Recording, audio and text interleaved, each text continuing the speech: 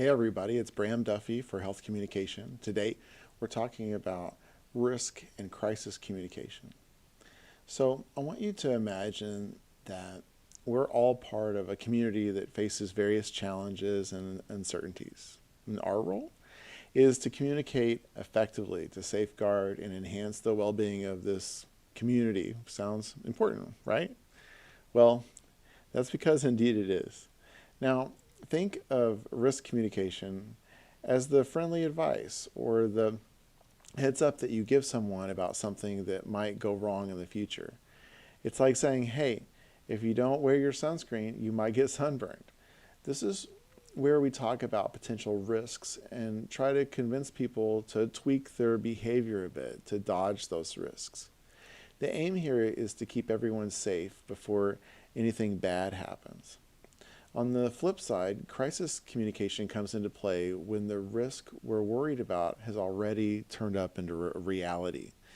It's the equivalent of dealing with the aftermath of not wearing sunscreen and now having to treat a sunburn, but on a much larger and often more serious scale.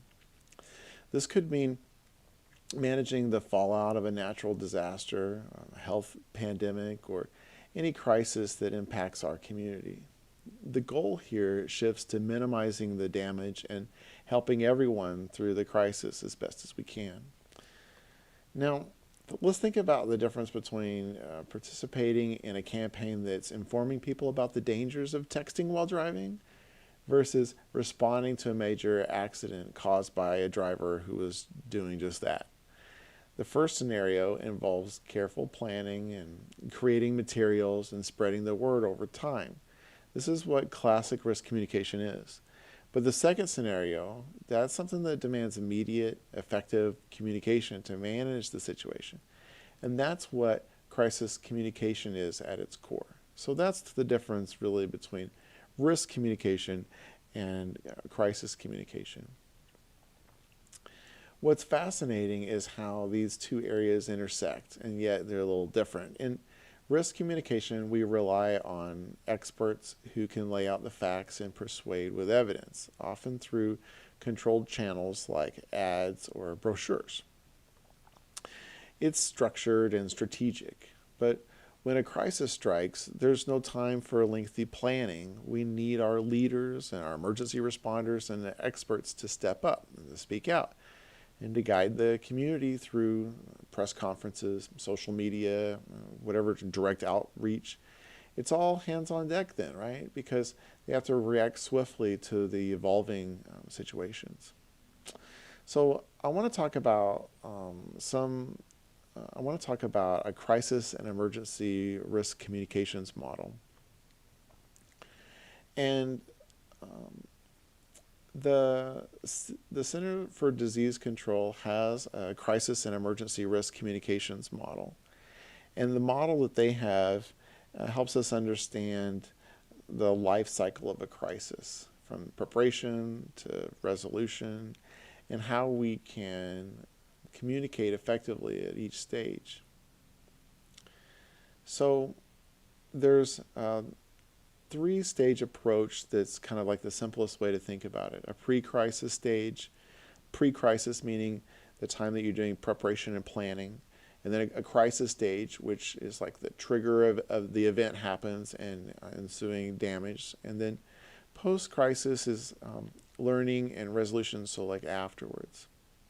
So at its core, crisis management can be, kind of pulled out or pulled together into that three-stage approach of the pre-crisis stage and then the crisis stage and then the post-crisis stage.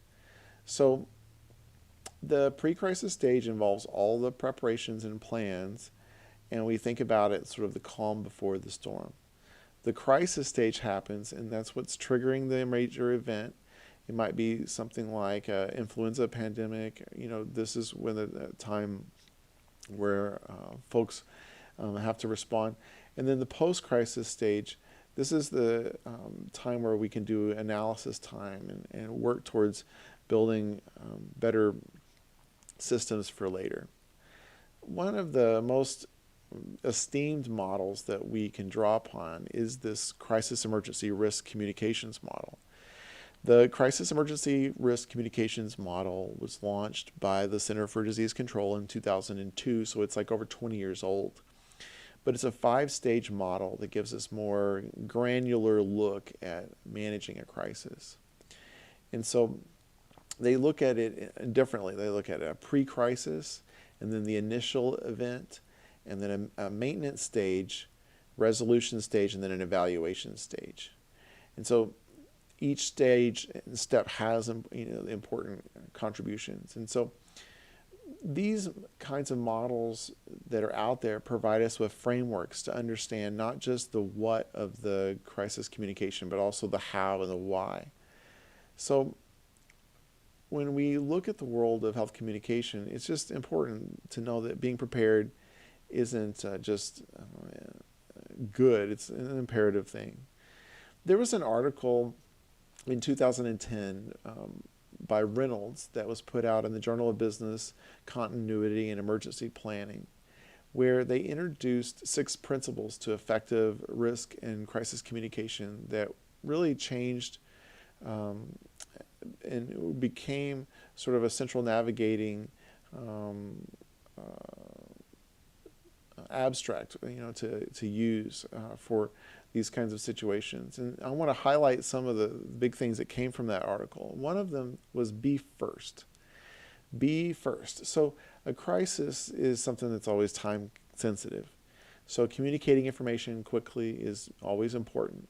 So for members of the public, the first source of information, sometimes, it often becomes the preferred source. We want to be right. So accuracy does establish credibility. Information can include what's known, what's not known, and what's going to be done to fill in the gaps. We want to be credible. Honesty and truthfulness can't be compromised. We want to be able to express empathy.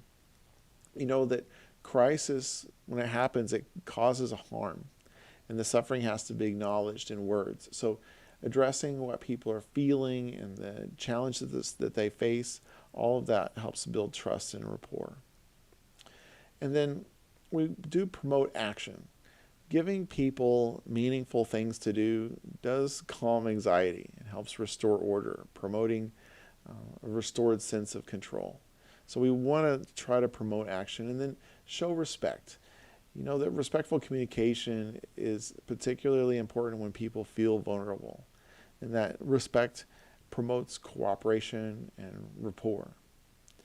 So I want you to imagine, if you will, a scenario where a crisis hits. It could be like a natural disaster or a health pandemic or some kind of corporate scandal. But when it hits, the clock is ticking and the public eyes are on you for information. And this is when the principle of being first comes into play. It's about understanding that I am the face of this crisis and time is of the essence. So being the first to communicate not only positions you as the go-to source, but also it sets the stage for how the crisis might unfold in the public perception. So picture the early hours following a major earthquake. People are desperate for information, where to find shelter, how to get help. So being the first to provide this information can be life-saving. But it's not just enough to be first. You have to be right. So accuracy and communication builds the foundation of trust.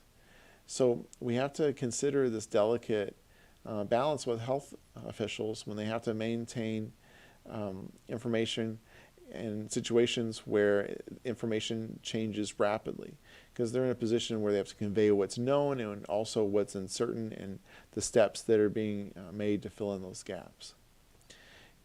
The credibility that you have in the eyes of the audience is going to really go hand in hand with being right.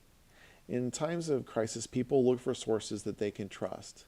So honesty and transparency are important. Think about a company facing a product recall when they have to admit the problem openly and detail the steps for resolution. The company's reputation, are we thinking about it in the short term or in the long term? And so credibility is the currency of crisis communication, because once you spend it, it's really incredibly hard to get it back. Now, on to expressing empathy. Crises are inherently human experiences. They cause fear and suffering. And so acknowledging these emotions and showing that you understand and that you care as an organization or a person, that's important, because you provide that sense of shared experience and mutual support. Promoting action is another vital principle, because during crisis, people often feel helpless. And if you provide clear, actionable steps, you help them manage the situation and also empower them to take positive steps. So whether it's guiding people to safety after a chemical spill or encouraging flu vaccinations, actionable advice can help them promote collective effort towards resolution. Through these principles, being first and being right and being credible, these things can help serve as a reminder to us that at the heart of crisis communication is the human experience, and addressing that effectively can turn the tide in any crisis